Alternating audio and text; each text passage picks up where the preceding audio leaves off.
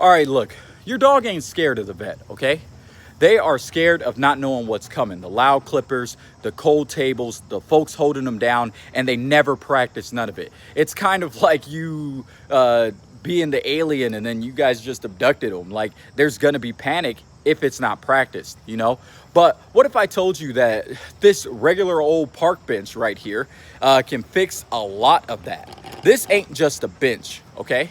It's a training table. It's a vet simulator. It's where we teach calm, trust, and we teach body control. Okay, so let's get into it. Most folks, they show up to the vet or the groomers with no prep. The dog's overwhelmed, you're overwhelmed. Now the vet is trying to work on a dog that's panicking. And that's like throwing a kid into a dentist chair without brushing for 6 months. There's gonna be some pain. Vets and groomers ain't dog trainers. They need your dog ready, not reactive. So what do? We train the moment before the moment happens. This park bench right here is gonna give us everything that we need.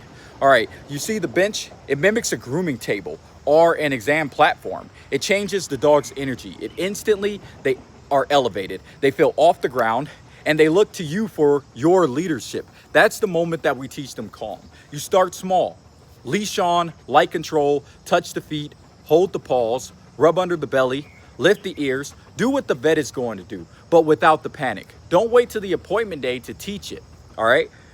This builds tolerance, not just obedience. It desensitizes the dog to what it's already going to be happening in the future. And don't talk too much. A lot of y'all talk your dogs into anxiety, and I'm talking about the baby talk that people do.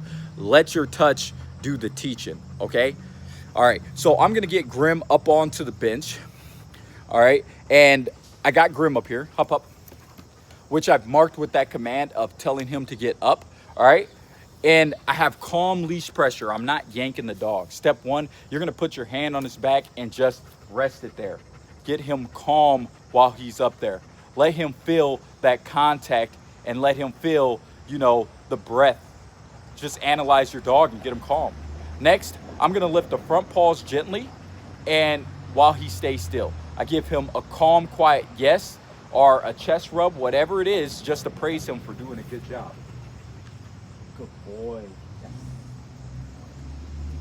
And I keep him calm. This will keep him also up onto the table if he's calm, okay? Now I go under the tail, I rub down the back of the legs, not rough, and not like sneaky, like it's in confidence. That's just creepy and you're gonna scare the dog. But that's what we model.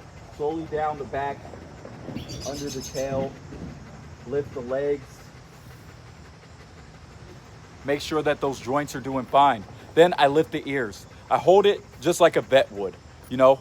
And Grim is not gonna move. Why? Because this ain't new to him. We've done rep this in the park, in backyards, and trails, anywhere that we can. And that's what builds a vet-ready dog. So I check the ears. Good boy, wait. Give him that command to wait. Now, here's where most folks mess up, okay? They baby talk the dog. When it panics, and that just reinforces the fear, all right? They only do this the night before the vet. That's like cramming for a test. That's not training your dog.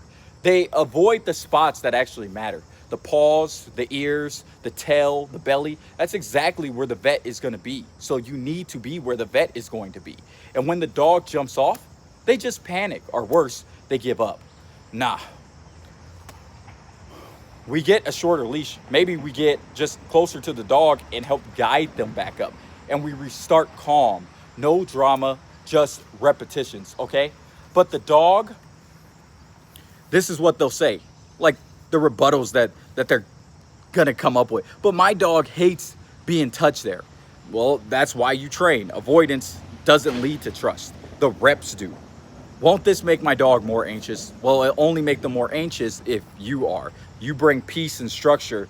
You don't bring pity. Can I just let the vet handle it? Well, you could let the vet handle it if you want to waste their time and stress over your dog, sure. Or you could show up with a dog that's already ready. And I know some vets charge when you your dog is out of control. How often should I do this? Well, twice a week, 5 minutes. That's it. Put it in the routine, just like you would feed your dog or take your dog on walks. But honestly, 3 times in 1 week is probably going to give you the best results. Can I do this inside? Well, Start there if you have to, but the real work, it happens out here with distractions. That's real world prep. I mean, like cell phones go off, things happen in the vets. There's a lot of dogs around. You want to be able to put your dog in that situation so it desensitizes them to those distractions. So if your dog is panicking on the table, it ain't the groomer's fault.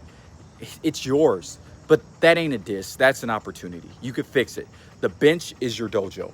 You go run it, you go work it, you do the discipline, and you run it with love.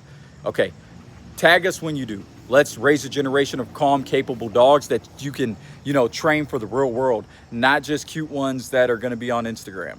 All right, this is the Prairie Shepherd. This is Ben and, Grim, and we're out. Peace.